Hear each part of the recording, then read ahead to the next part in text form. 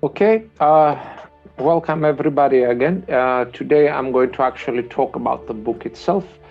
This is an edited volume. I was the chief editor. I contacted the contributors, persuaded them to contribute chapters. I also wrote a couple of parts of the book myself. So today what I'm going to do is I'm going to go through the book a bit to present you. So the book again is Salvation and Catastrophe, the Greek-Turkish War, 1919-1922. And it's published by Lexicon Books, which is an imprint of Rowman and Littlefield. And it is available in hardcover right now and also in ebook format. And if you buy it from the Rowman and Littlefield website, and you can find the link in the description below, there's a 30% discount with author code, which will last until the 31st of December 2020. Now, the book is priced for essentially university libraries and major libraries like that. Of course, if you can afford it and you want to buy it, please do so. You will be helping future potential readers, because if there is enough sale from the first edition, the hardback edition, there will be a paperback edition that might be a bit cheaper. Also, please do ask your university library, city library, and so on to order a copy. So let's start with the book. The book is made up of essentially 13 substantive chapters, which include the introduction and the conclusion, plus a foreword and a postscript, as well as some extra appendix material. Okay, so the book starts with a foreword by Dr. John A. Vasquez, who was essentially my dissertation advisor and an important mentor in my academic career, together with Paul F. Deal. He wrote this when he was at the University of Illinois at Urbana-Champaign. I believe he's now in the process of slowly going into retirement, but maybe he'll change his mind. Dr. Vasquez is a very important scholar of international relations. He is known, among others, for his work on epistemology and criticisms of the realism paradigm on the basis of a Lakatosian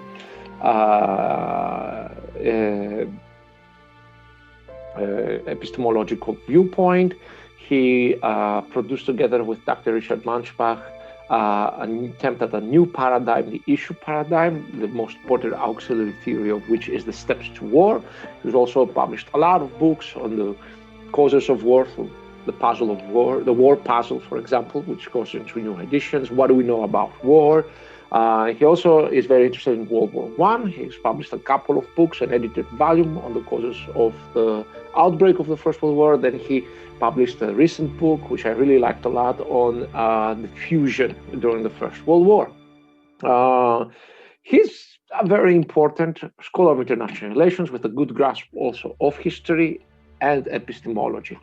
And what he does in the foreword, he essentially places this book within the context and the war about this book, the Greek-Turkish War of 1919-1922, known in Greece as the Asia Minor Campaign and known in Turkey as the Western Front of the Turkish War of Liberation. He places within the general context of the aftermath of the First World War.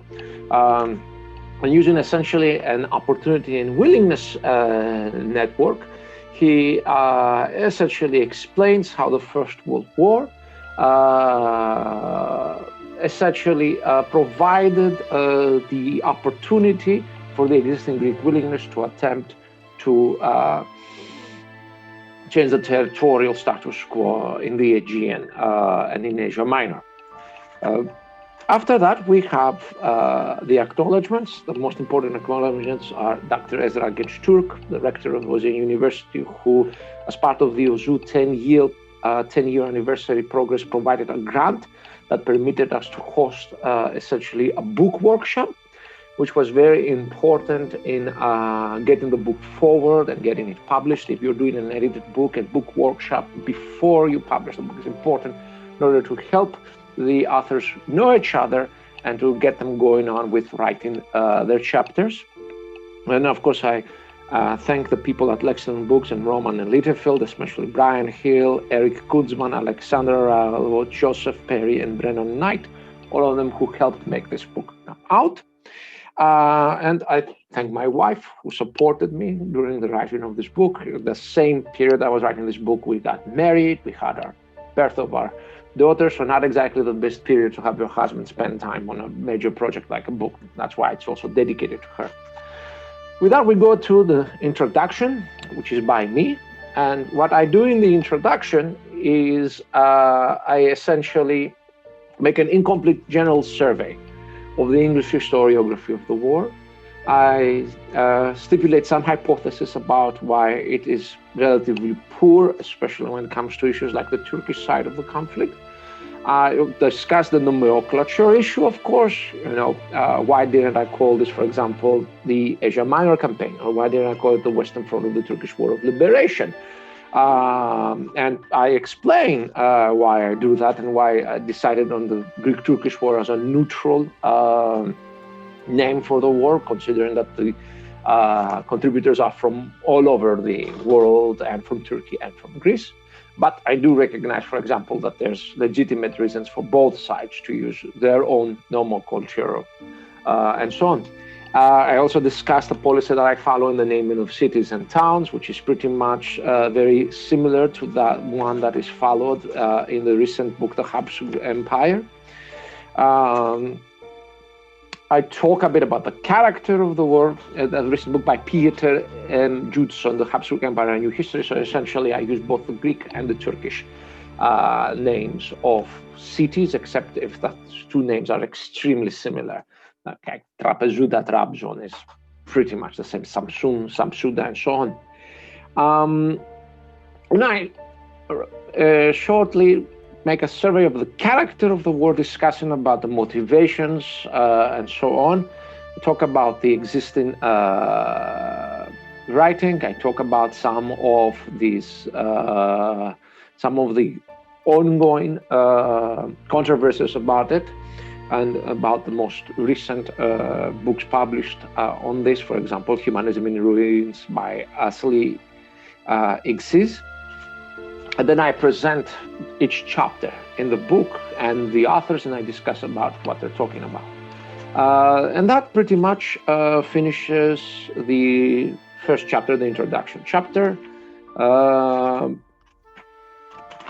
And then move to the first part of the substantive of the book, which is Onset, okay? Which are the two chapters that talk about aspects of why the war started. And the two chapters there, the first one is profiling the political and military leaders of the war by Dr. Oner Akgül. Dr. Oner Akgül is an assistant professor in Turkey, working at Kırşehir Hevran University. And he works essentially in the field of leadership studies and political psychology. He's pretty much one of the few people in Turkey that are doing this. There is actually a very big leadership studies literature done by Turks, on which Dr. Akgül is building. Volkan's work on Atatürk, for example. And what he's trying to do in this chapter is he's using the methods of historiometry and psychobiography to essentially try and get a handle on what kind of leader types were Mustafa Kemal Atatürk and Eleftherios Venizelos, and how that might have affected the onset of the war. So he's essentially providing a survey of the English literature on leadership studies, historiometry, psychobiography, and so on. Then he makes an application of this on our two main leaders when it comes to the onset, since Eleftherios Venizelos was the one who decided to send the Greek army to Izmir, Smyrna. Mustafa Kemal Atatürk was the one who decided to essentially resist the imposition of the will of the great powers and of Greece, which essentially led to a situation where you had two contending objectives, and thus potentially war as it happened. And then he begins by essentially integrating leadership studies elements, and especially the CIP model, which is the charismatic, ideological, pragmatic leadership model, into the findings of peace science on the causes of war. So I think it's a very good, interesting chapter for those who want to get a small introduction into leadership studies. It does a great job of talking about Atatürk and Venizelos in comparative perspective. And it builds the foundations for essentially integrating elements of leadership studies into the general peace science model of explaining war. I am not going to tell you what the conclusions are because you should buy the book and read it. Next chapter in Onset is my own chapter, okay? And that chapter is titled The Correlates of Obsession, Selectory Dynamics and the Decision of Venizelos for Military Intervention in Asia Minor.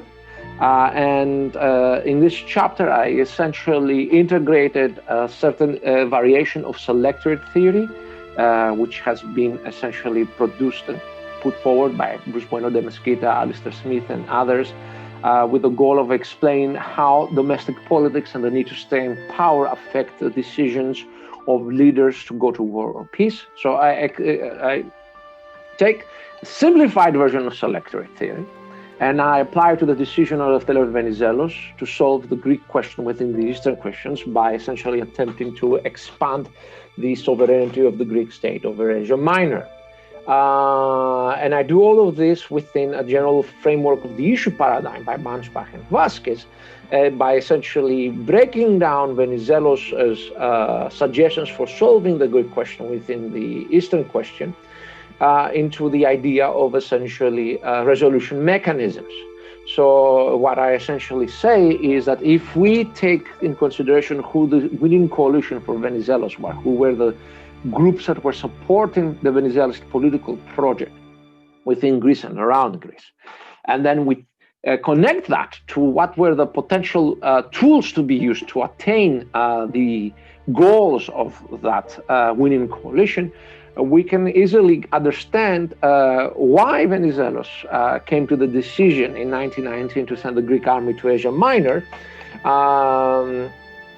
And we can also understand the variations of the suggestions that were made by Venizelos. We have to understand that, the Megali idea, especially in Turkey, is presented as this monolithic thing, but in reality, it was a very nuanced and complicated set of ideas. Trikoupis himself said it, Charilaos Trikoupis in the 19th century later 19th century said essentially that, the Megali idea is a general trend, a general goal, but how the specific tools to attain this goal might change depending on the conditions, and can include both cooperation with the Ottoman Empire and also territorial aggrandizement. And I show with a general review of Venizelos' suggested politics for solving the Eastern question between 1909 and 1923, that just like in Trikoupis' case, he went through a lot of iterations about what could be a possible solution for the Greek question within the Eastern question.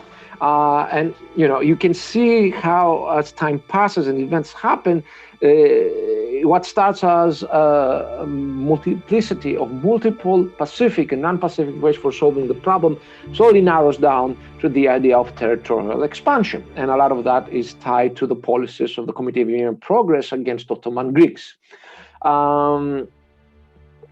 So my chapter essentially combines selectorate theory in the logic of issue paradigm to essentially track what was the red line for Venizelos, considering what his selectorate was, and that red line was voluntary exchange. That was the ultimate acceptable solution to the Greek question for Venizelos. And how Venizelos' view about how to solve the question and suggestions changed based on the period. Now, I go to 1923 when he's out of power, because it is interesting, I think, to consider what views he puts forward as a potential solution to the Eastern question, even as the situation gets worse for Greece, with the failure of the great military campaigns of 1921. And because many times he says, if I was in power and I faced the same conditions as Hunar, this is what I will do. So these two chapters covers aspects of the onset of the war, and they might be a bit individualistic in the sense that they focus on individuals, but in this case, exactly because of Venizelos' unique role in the Paris Peace Treaty negotiations, in the Paris negotiations for the Versailles, and the amount of domestic power that he had after 1917, when he was essentially put into power by the power of l'Entente, the decision to start this conflict was individually his. Once we're done with onset, we move on to conduct. And the conduct part of the book is the one that is of most interest probably to those who do strategic studies and to military historians. It is also the largest part of the book, with a total of 5 chapters, of which 4 focus on military and strategic aspects. And the first chapter is the Asia Minor debacle, the causes of Greece's defeat, by Dionysios Tsirigiotis. Dr. Dionysios Tsirigiotis is a Greek academic working at the University of Piraeus in Athens. He's a student of the intellectual school created by people like Ioannis Mazis or Panagiotis Iphaistos, so of essentially a classical or neoclassical realist paradigm, which heavily uses elements from Thucydides' history and is very much dominant on the Greek IR scholarship. There are only 2 real schools, this neoclassical one versus the more constructivist one, represented by people like Alexandros Iraklides. And his chapter is essentially an English summary of the argument and analysis he conducted in his book on Greek grand strategy in Asia Minor. Let me show you that book. That book is η Ελληνική Στρατηγική στη Μικρά Ασία 1919-1922. Okay, so I found the book, and his book is η Ελληνική Στρατηγική στη Μικρά Ασία 1919-1922 by Ποιότητα Publications, εκδόσεις Ποιότητα. And in his chapter, he essentially summarizes in English the arguments that he makes in the book. And he uses a neoclassical realist analytical framework. And his main argument is that the main reason for the failure of the Greek effort was a change in government in November 1920 and the increasing militarization of the Greek effort by the diplomatically isolated Constantinist governments. We did have a lively debate about this conclusion, but the method and analysis is very clear and theoretically formed. This is a work of political science, so there is a theoretical analytical framework there, and the history is used to test hypotheses.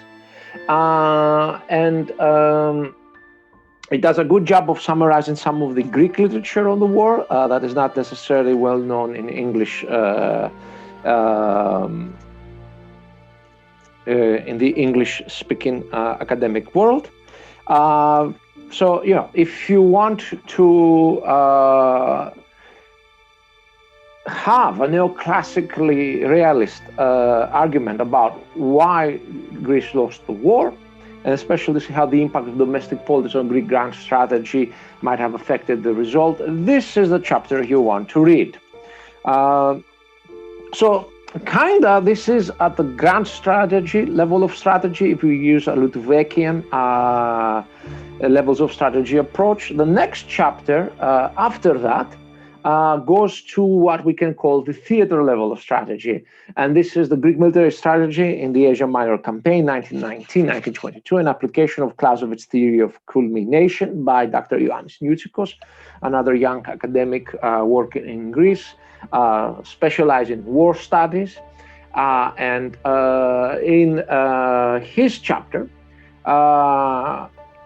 what Nioutzikos does is he takes the concept of the cumulating point of success from Karl von Clausewitz on war and analyzes in a structured and thorough way the frameworks of factors that made the Battle of Sangarius-Sakaria the accumulating point of the Greek offensive, and essentially the point at which the offensive initiative was taken from the Greeks and given to essentially the Turkish side.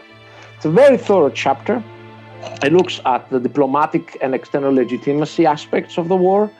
It looks at moral and internal legitimacy aspects of the war. It looks at the supply and communication lines aspect, how the Greek offensives started degrading the logistical support capability of the Greek army.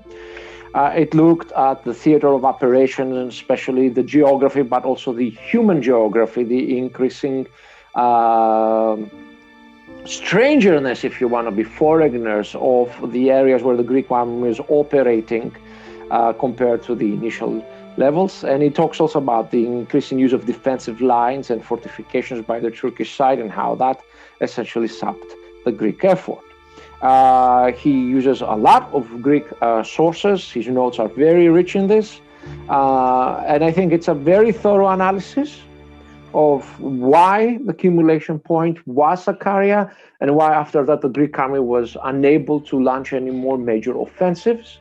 And if you're interested in theater strategy, if you're interested in grand strategy, this is an excellent chapter to read. I'm really looking forward to more of his work. So he tends to focus more on guerrilla warfare, the Greek Civil War, and so on. So we went from the grand strategic level of strategy to the theater level of strategy. Then the next one, according to the Litwakian categorization, is the operational level of strategy. And that's all about big battles. And the next chapter, Decisive Battles of the Asia Minor Campaign, 1921-1922, is done by Edward J. Eriksson. Eriksson is a very well-known historian of the Ottoman Empire, of the later Ottoman Empire and the Turkish military. He's published a ton of books. He is now in the process of publishing a book which is a survey history of the military history of the Turkish War of Independence, which includes also the Greek-Turkish War. And that is the first survey history that will be available in English that tries to tap into both Greek and Turkish sources. And in this chapter, he essentially uses the principles of war and the concept of decisive battle to essentially gauge whether the three battles that he compares, so this is a comparative case study approach, had the potential to be decisive battles, and then why that potential was met or not met. And he looks at three battles: the Eskişehir-Kütahya battle of June-July 1921, the Battle of Sangarius of July-August 1921, and then the Great Turkish Offensive of August 1922.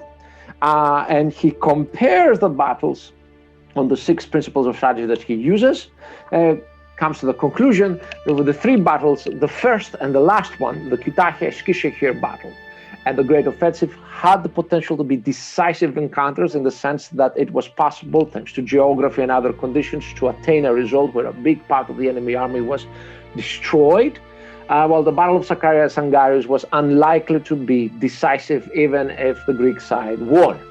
I agree with this argument. I find it very interesting considering how much the Battle of Sangarius has a hold on the myth of the war in both sides, on the popular idea, but there's a difference between what might be important or be made important after the fact as important battle and what actually was a potentially decisive battle by the conditions at the time.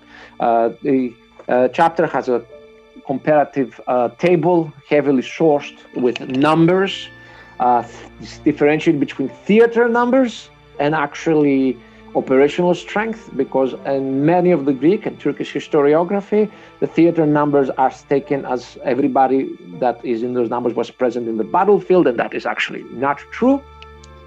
So yeah, if you're interested in operational aspects of war, this is a great chapter.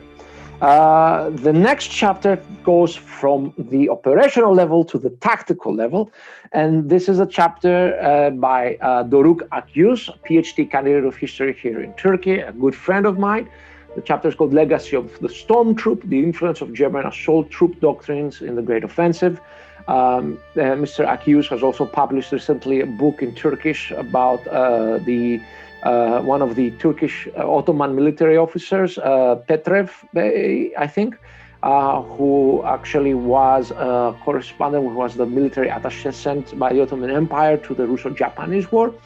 There was an interesting book on a personality that was very crucial during the Balkan Wars and then paid the price for that. I really recommend it. And what he does in Legacy of the Stormtroops is he sits down and does an archive-based, thorough study of how the Turkish Grand National Assembly Army tried to relearn the lessons of World War I that were learned on the Western Front with stormtroop infiltration tactics and so on. So he begins with a review of information of the development of infiltration stormtroop tactics on the Western Front. He looks at their translation to the operational level in the Eastern Front, especially with the Hutkier offensive at Riga, and then how those lessons were reapplied in the Western Front during the German Kaiserschlacht offensives. And then he looks at the interaction of the Ottoman military with these doctrines. And the important argument that he makes here is that there was essentially a break between the Ottoman attempt to integrate these doctrines into their military style and the Turkish Grand National Assembly attempt, that essentially the army had to relearn everything in the period of 1921, 1922. And it's very fascinating to see how essentially the Turkish army in the period between the Battle of Sakarya and the Great Offensive essentially became a huge military school. And how aspects of the First World War tactical doctrines were relearned again. Then he discusses on how these were integrated into the actual Turkish military tactics. He points out the limitations that existed and how it was adapted. And then he looks at the case study of their application during the Great Offensive, where he goes into depth on the planning phase, things like the operational plan, the deception and secrecy, the tactical plan, the use of artillery, and the execution on 26 and 27 August, providing one of the most detailed descriptions in English of aspects of the actual fighting during the Great Offensive. So a very good chapter. I'm not just saying that because he's my friend. He did a lot of work. There was a lot of use of the military archives in Ankara, combined also with Greek sources. So, if you're interested in the interwar period, in a case of the learning and adoption of the First World War doctrinal lessons in the interwar period, this is it. All of the previous chapters in the conduct part focused on the military aspect. The last chapter of the conduct part is actually focusing on the human aspect, and it's titled Life in the Rear, the Muslims of Greece During the Anatolian War, 1919-1922, by Dr. Stefanos Katsikas of the University of Chicago. Stefanos Katsikas is probably one of the most important Greek academics working on the topic of the Muslim communities that lived within the Greek state during various periods. And the legal system that was used, their interactions with the Greek state and with the Christian communities around them, their deprivations, their beneficial periods, and so on. And this chapter essentially starts with a thorough survey of the role of Islam and the Greek national identity. And then a discussion of the fate and the conditions of the Muslim population of Greece between 1832 and 1919. So this is actually a survey of a lot of his published work and the published work of other people discussing like the legal condition, numbers, and so on. And then he talks about the relationship between Muslims and Greek Orthodox during the 1917-1922 period. And as it probably might sound logical to a lot, the war itself was less important for the intercommunal relations in old Greece than the aftermath of the war. In many ways, just like the arrival of Balkan refugees to Asia Minor led to a fraying of the interrelations between the Greek Orthodox communities and their Muslim neighbors. The same thing happens essentially in old Greece, where the arrival of Greek Orthodox refugees during the 1914-1923 period essentially lead to a degradation of the relations between the Muslim community and the Greek state, as well as the Muslim community and the local Greeks. There's also an interesting discussion about the resistance to the population exchange among many elements of the community and also by the Greek state. So this is an excellent survey article of a topic that is not actually well known much, even in Turkey, and almost unknown in Greece, which is essentially, okay, what was the effect of the war on the Muslims that live in Greece, on the 600,000, 700,000 Muslim minority that existed in Greece in the borders as they were in 1918. He is writing a bigger book, which is a more thorough study of the relationships between the Muslims living under the Greek state throughout the period from 1821 to the 1990s. And I'm really looking forward to that book. So a great chapter if you're interested in a neglected element, an aspect of the history of the war, and in many ways, neglected aspect of the history of Greece. With that chapter, we are finished with the chapters that discuss aspects of the conduct of the war, and we move then to the chapters that discuss the aftermath. As I point out in my introduction, the aftermath of the war has received the lion's share of coverage in the English bibliography and historiography. So what we try to do here is essentially provide some novel aspects that have not been seen as much. The chapters start by the work of Marcos Troulis, Dr. Marcos Troulis, another young academic working in Turkey, one working very close to the ideas and concepts created by Dr. Ioannis Mazis. And Dr. Marcos Troulis recently published a book on Turkish-American relations in Greece. So he is slowly building himself as one of the foremost young and promising specialists of Turkey in Greece. His chapter is Kemalism on the March, Greece's military campaign in Asia Minor as the birth act of Turkey. And what he essentially does is he essentially builds an argument, an analysis of how the exigencies of the war constrained the ability of Kemalism as a political ideology to provide a progressive, democratic, liberal framework for the development of the early republic.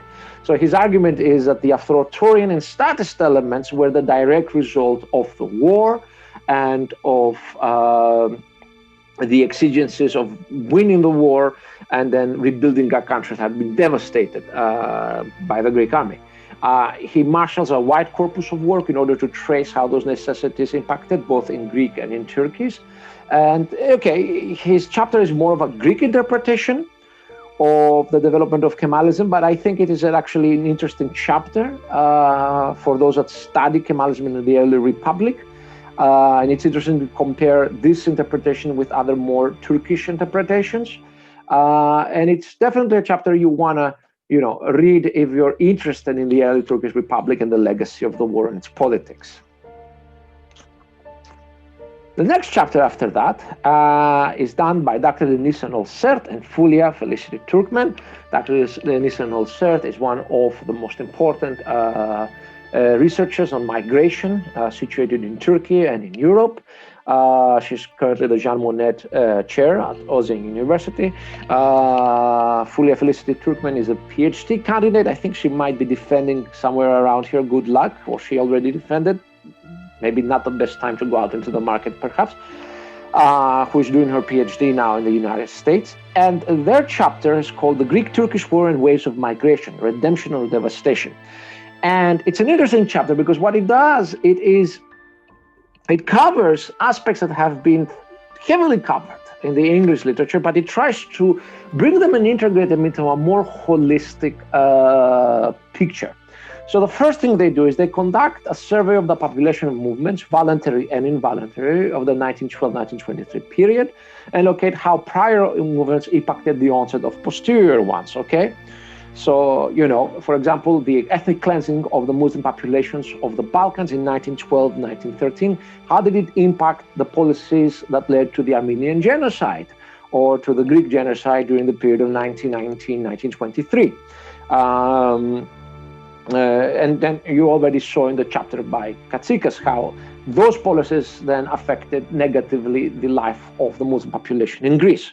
So they start by essentially doing a survey of the classical literature of this and discussing population numbers and so on.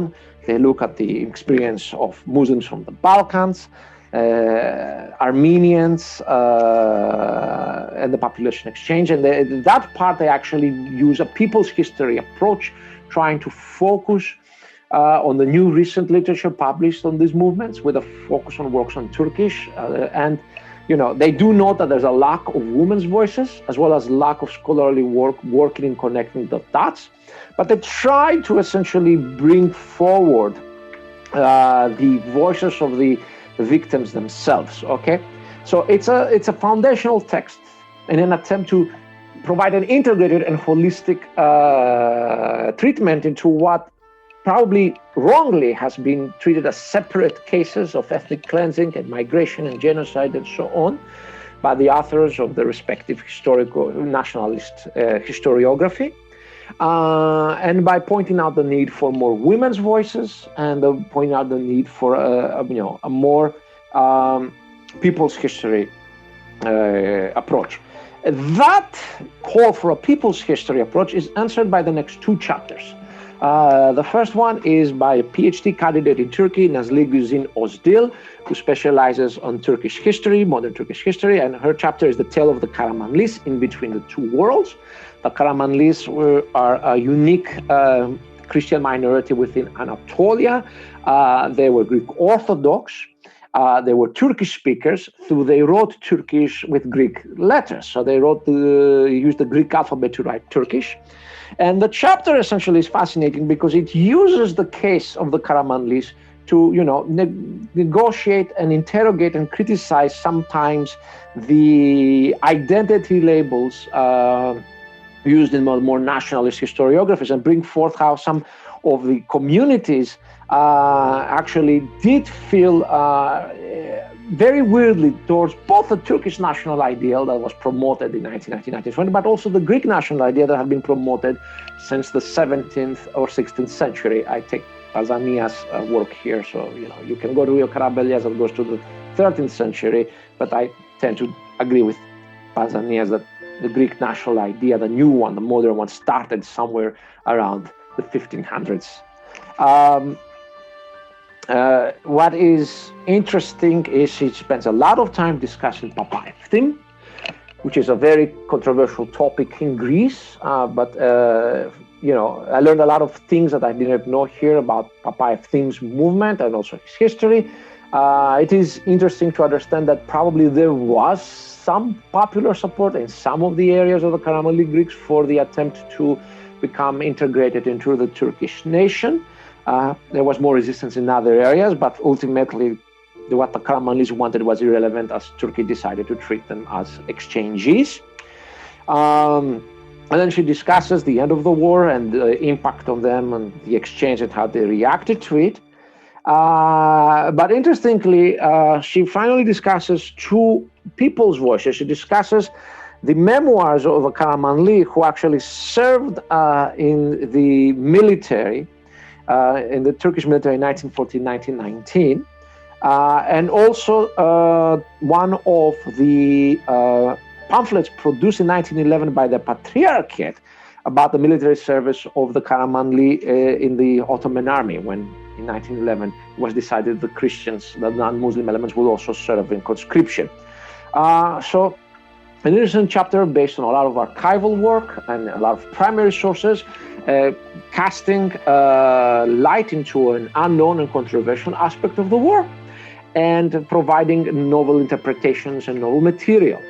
The final substantive chapter is by Dr. Meri Herol, a historian working in Turkey at Ozan University as well, between memories of persecution and refugee experience, the Armenians in Greece and the aftermath of the Greek-Turkish War, where she also focuses on an aspect of the war that is not as well known. And that is actually on the Armenian community, on the Armenians that were essentially exchange as part of the 1922-1923 population exchange. And she starts by making a general survey of the history of the Armenian community in Greece, and then discussing specifically the population exchange. And then she discusses a bit issues like the Armenian orphans and their treatment in the Ottoman Empire by the Committee of Union and Progress, the Nationalist Turkish Organization, and the Nationalist Armenian organizations. But I think the most important part and the most novel part of this research is her primary sources from interviews with survivors of the period that live in the Armenian community of Athens. There are essentially 4 interviews there, which are very interesting, and they provide a fascinating picture into an unknown story in general in Greece and in Turkey. And it then discusses a bit about the Armenian community and its relation with the Greek state and with the general Greek population, which is not exactly as smooth as some would think, but also it's actually very interesting. And what I find very interesting is how the Armenians are both relying on a shared story of victimhood, but at the same time also being extremely proud about the survival of the community, their ability to build an economic life and everything. It's a fascinating chapter. The stories are very harrowing and interesting. I really do suggest it if you're interested in the more less known aspects of the aftermath of this war. There's an experience of persecution, murder, and victimhood, but also an experience of resilience, communal pride, and perseverance.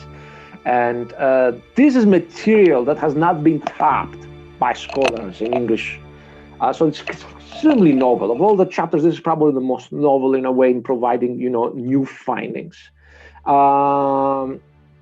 So I think it's the best chapter in actualizing the ideal of people history and people's voices. So I strongly suggest it.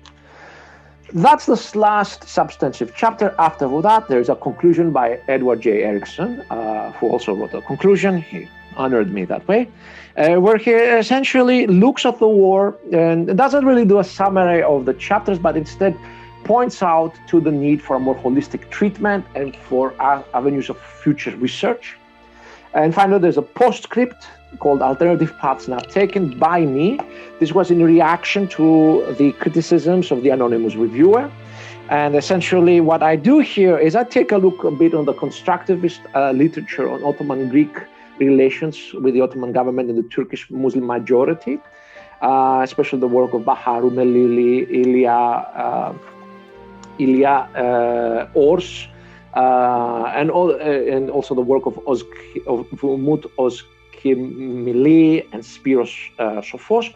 And essentially, I come to the conclusion, I make the argument that by 1919, the potentiality for a federalist or Ottomanist resolution of the Greek question within the Eastern question had become impossible, primarily because of the policies of the Committee of Union and Progress, that most Ottoman Greeks, especially the more populous and powerful community parts of them, had become wedded to the idea of the expansion of the Greek state to Asia Minor. So that's it. In the appendix, there's a chronology, mostly of political events from 1918 to 1922. It's not a thorough chronology, but it provides some background. And then there are a couple of maps, which are not the greatest maps out there, but hopefully can help the reader. And a great index, was very happy with ArcIndex, who did the job, finished off with short biographies of the various authors. So that's our book. I hope you get it. I hope you read it. I hope you learn something new about it. If you are a young scholar or somebody interested in working on this conflict, I hope the book provides you with the impetus and incentives to do something for the centenary. We're still in the centenary up to 1923. And I have to stress this. There's a lot of work on the aftermath, but there's a bit more work on the onset, but there's very little work on the conduct. So, if you're a military historian, or a historian who is interested in this conflict, there is a gap out there in the literature for works that tap into Greek and Turkish sources, operational histories of battles, tactical histories, stories about the impact between the grand strategic level and the operational level. That's out there and has not been tapped into. So take advantage of the centenary. This book is out. Erickson's book is going to be coming out. So there is going to be a push there to do something about it. So that's it. So I hope you get the book. I hope you read it. I hope you enjoy it. We will definitely try to do some book launch events. With the pandemic, it's very hard, so they will probably be online, and I will keep you all in touch with it. Thank you for your time.